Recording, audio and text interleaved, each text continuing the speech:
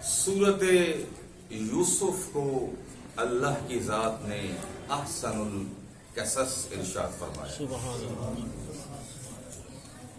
किस्सा की जमा कसस या किसस, जिसका माना है दास्तान।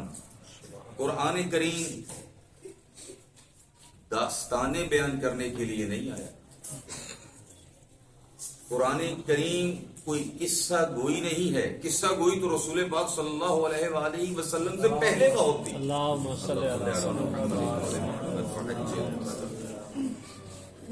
अगर कुरान करीम किस्से को बयान करता है तो वो हिदायत के लिए बयान करता है, बेशक बेशक। इबरत के लिए बयान करता है कि इससे हिदायत हासिल करे। मौला अली अलैहिस्सलाम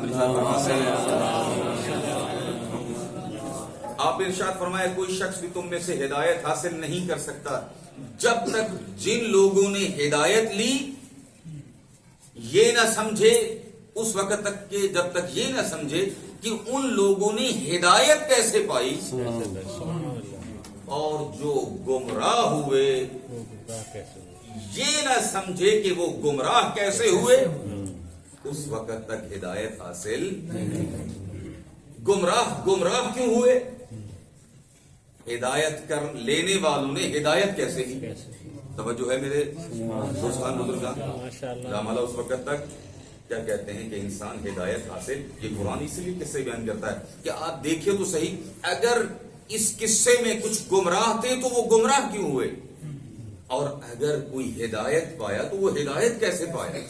इस किस्से में बहुत सारी बातें हैं और अल्लाह ताला ने अपने पैगंबर को तसल्ली दी है। इस सूरा में क्या दी है? तसल्ली दी है कि पैगंबर सल्लल्लाहु अलैहि वसल्लम, मेरा हबीब, आपने घबराना नहीं, सब्र करना है। देखिए कि यूसुफ के साथ क्या हुआ। 11 भाई एक तरफ थे या 10 भाई एक तरफ थे, ठीक है, उसको मारने की पूरी कोशिश थी, कुएं में गिरा दिया गया, अपनी तरफ से उन्होंने मामला खत्म कर दिया। और फिर उसके बाद बाजारे मिस्र में बिके भी सही, बिकने के बाद गुलामी भी, गुलामी के बाद बुजुर्गी के ऊपर भी आए, बुजुर्गी के बाद फिर कैद में गए, फिर कैद के बाद तख्त देने वाली हमारी जात, सुभान अल्लाह, सल्तनत देने वाली हमारी जात सुभान अल्लाह, है हबीब, इसके ऊपर परेशान। ये हमारी कुदरत है सुभान कि जो बाजारे मिस्र में बेचे जाते हैं हम उनको अजीज़े मिस्र बना देते हैं, हम उनको तख्ते सल्तनत, ये हमारी कुदरत है। इन्नल्लाह अला कुल्ली शैइन कदीर। ये वहां से निकालने वाले हैं लेकिन हम आपको वो मकाम देंगे। निकाला था मक्का से हजरत को, लेकिन आखिर ये हुआ कि अल्लाह ने वादा पूरा किया, इन्ना फतहना लका फतहन मुबीना, आपको अजीम फतह नसीब फरमाई। सलावत पढ़िएगा मोहम्मद।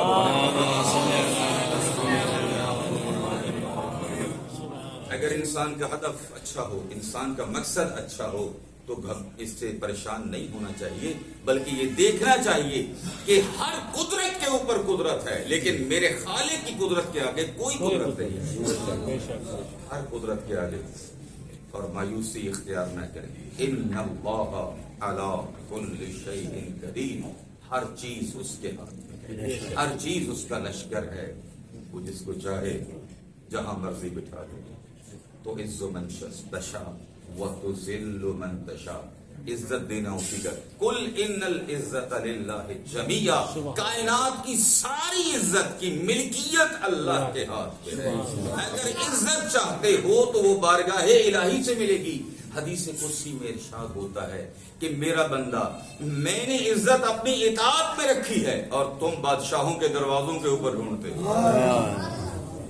तुम कहां पे ढूंढते हो? बादशाहों के दरवाजों के ऊपर ढूंढते हो, बादशाहों के दरवाजों से। और इमाम सैयद सज्जाद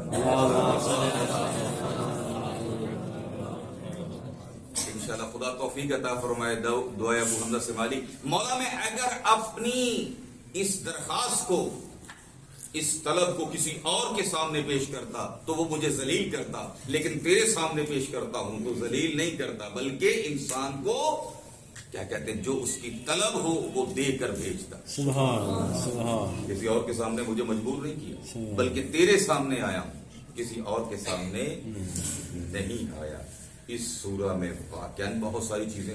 ایک اور بات, البتہ باتیں بہت زیادہ ہیں, میں چند ایک جو بیان بندہ حقیق کر سکتا ہے ان میں سے ایک بات یہ ہے میرے دوستان بزرگان کہ ادب آداب کے ساتھ اشارے میں بات عرض کروں گا. نبی کے بیٹے تھے, بیٹے نبی دے نہیں سی, کسی ہو دے تو نہیں سی, نبی کی تربیت تھی, نبی کے خلاف ہو. میرے خلیفتوں کی وضاحت بھی ضرورت سمجھ میں آ گئی بات. جب نبی کے بیٹے اس طرح ہو سکتے ہیں تو باقیوں کی تو گنجائش ہی نہیں رہتی, گنجائش ہی ختم ہو جاتی ہے. اس کا مطلب یہ ہے جب تک کیا کہتے ہیں شیطان ہے اور نفس ہے, کیا کہتے ہیں مشکل ہے, یہ چیزیں صاف رہتی ہیں. اور پھر یہ ہے کہ کس وجہ سے نبی کے تربیت شدہ نبی کے خلاف ہو گیا, یہ بھی سوچنے والی بات ہے. توجہ ہے میرے دوستان؟ حسد کی وجہ سے. کس کی وجہ سے؟ حسد کی وجہ سے. کیوں کہ حضرت یعقوب حضرت یوسف سے زیادہ محبت رکھتے تھے. توجہ ہے میرے دوستان؟ ٹھیک ہے, سمجھ میں آ رہی ہے. حضرت یعقوب زیادہ محبت رکھتے تھے. نبی جو کام کرتا ہے اس کا کام حکمت سے خالی نہیں ہوتا, اس کا محبت کرنا بھی خدا کے حکم کے مطابق ہے اور کسی سے نفرت کرنا یہ بھی خدا کے حکم کے مطابق ہے. لیکن اس بات کو نہیں سمجھے, حسد نے یہاں تک جا پہنچایا. اور جب نبی کی کسی کے ساتھ محبت حسد کے شعلے بھڑکا سکتی ہے تو جن کو رسول کندھوں پر سوار کرتا رہا. سبحان اللہ. توجہ ہے میرے دوست, یہ قرآن کی باتیں ہیں, یہ کوئی باہر کی باتیں نہیں ہیں. اپنے خلاف ہو جاتے ہیں, اپنے باہر نکال دیتے ہیں. ٹھیک ہے, تو یہ سارا قصہ اپنی جگہ پہ. ایک آیت جس کی تلاوت کی کہ جب حضرت یوسف علیہ السلام کو گناہ کے اوپر ابھارنے کی کوشش کی گئی اور اس کے بعد باقی سارا تذکرہ اور کیا کہتے ہیں کہ جیل کا بھی تذکرہ, ایک آیت جو ہے وہ بہت سمجھنے کے قابل اور ہمارے لیے بہت بڑا خطرہ ہے جس کے اوپر ہمیں خبردار کیا گیا ہے.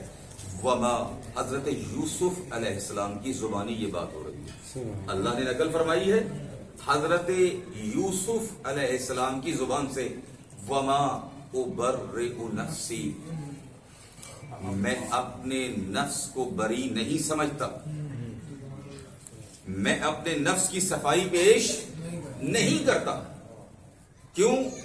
ان النفس لامارۃ بالسوء, بے شک ضرور بے ضرور نفس تو انسان کو برائی کے اوپر ابھارتا رہتا ہے. یہ کون کہہ رہے ہیں؟ گل ہوئی پاکا نے جی گل کی نا اتو اتو کی, اللہ دے بندے پاک ہستیاں جھوٹ نہیں بول سکتی ہیں. یہ الٹا ان کے اوپر کیا بنے گی؟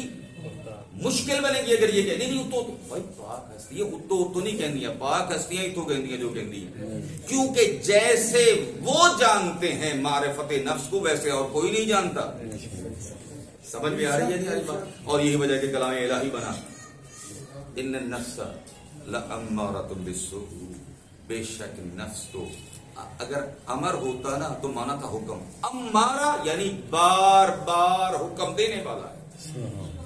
اور پھر لام تاکید بھی لگا ہے, انا بھی لگا ہے, جملہ اسمیہ بھی ہے. استاد فرماتے ہیں جو علم تفسیر کو فرماتے ہیں کہ اس میں اتنی تاکیدیں موجود ہیں جو کسی شعر اور آیت میں نہ ہو.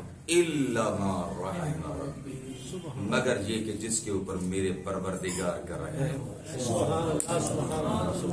یہ نبی کہہ رہے ہیں. میرے جوانوں, میرے دوستان, جب نبی یہ تذکرہ فرماتا ہے کہ نفس ہمیشہ انسان کا برائی کے اوپر ابھارتا رہتا ہے, ابھارتا رہتا ہے, ابھارتا رہتا ہے, تو اس کا مطلب اس سے بچنا بہت مشکل. شیطان حملہ بعد میں کرتا ہے, نفس حملہ پہلے کرتا ہے. اعداء ادوبک نفسک التی بین جنبیک, رسول خدا صلی اللہ علیہ وسلم نے ارشاد فرمایا سب سے بڑا دشمن تیرے پہلو میں موجود ہے.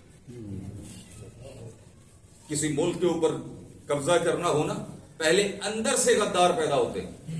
باہر کا دشمن بعد میں آتا ہے. پہلے اندر کا دشمن ساتھ دیتا ہے، پھر شیطان حملہ کرتا ہے. یہ کرتا ہے شیطان کامیاب ہو جائے. لہذا اس سے بچنا چاہیے. یہ سخت ہے.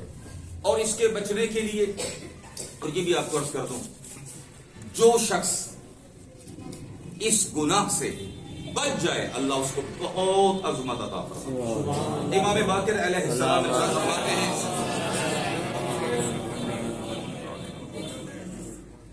کوئی چیز بھی عبادت میں شکم اور شرمگاہ کی حفاظت سے بڑھ کر کوئی عبادت بھی اس سے بڑھ کر عبادت نہیں ہے کہ انسان اپنے شکم کو حرام سے بچائے یا اپنی شرمگاہ کو حرام سے بچائے. اس سے بڑھ کر کوئی عبادت، یہ موقع دی گل ہے، کوئی عبادت نہیں. اور مولا علی علیہ السلام کا فرمان میں نے آپ کے سامنے عرض کیا تھا، فرمایا تھا شہید کا اجر جو ہے اس شخص سے کہ جس کے سامنے گناہ موجود تھا لیکن اس نے گناہ سے ہاتھ کو کھینچ لیا. فرمایا شہید کا اجر اس شخص سے زیادہ نہیں جو گناہ کر سکتا تھا لیکن گناہ سے پیچھے رہ گیا. اس کا اجر اس سے نہج البلاغہ میں مولا علی علیہ السلام نے فرمایا. اور اللہ تعالیٰ حتماً اس شخص کو کرامت عطا فرماتا ہے، عزت عطا فرماتا ہے جو اس گناہ سے بچے. اور بالخصوص گناہان جنسی سے اگر آنکھوں کو بچا لے تو یہ بہت بڑی بات ہے. مولا علی علیہ السلام ارشاد فرماتے ہیں، فرمایا کہ آنکھ دل کا صحیفہ ہے، دل وہی پڑھتا ہے جس کو آنکھ دیکھتی ہے. اسی لیے اللہ نے اس گناہ سے بچنے کے لیے اس کے لیے جو چیزیں زمینہ بن سکتی تھیں، سیڑھیاں بن سکتی تھی، ان سے بھی روکا ہے. فرمایا غضوا ابصارکم، کہیں تم اس گناہ میں مبتلا نہ ہو جاؤ، اپنی آنکھوں کو نیچا کر لو. اپنی آنکھوں کو کیا کرو؟ آنکھ دل کا صحیفہ ہے. جو آنکھ دیکھے گی وہی دل پڑھے گا. اگر قرآن کو دیکھے گی تو دل قرآن پڑھے گا، اگر نامحرم کو دیکھے گی صلوات پڑھے گا محمد. اور اللہ نے بہت زیادہ کرامت رکھی ہے. اس کے واقعات اپنی جگہ پہ موجود ہیں، اگر موقع ملا تو کل عرض کروں گا. اللہ تعالیٰ جیسے حضرت یوسف علیہ السلام کو عظیم مقام عطا ہوا، نبوت اپنی جگہ پر ہے لیکن اللہ مقام دیتا ہوا نظر آتا ہے. ایسے ہی جو جوان گناہ سے چشم پوشی کرتا ہے اللہ تعالیٰ اس کے اوپر ضرور اپنی نظر رحمت فرماتا ہے. اللہ تعالیٰ ہم کو حرام سے بچنے کی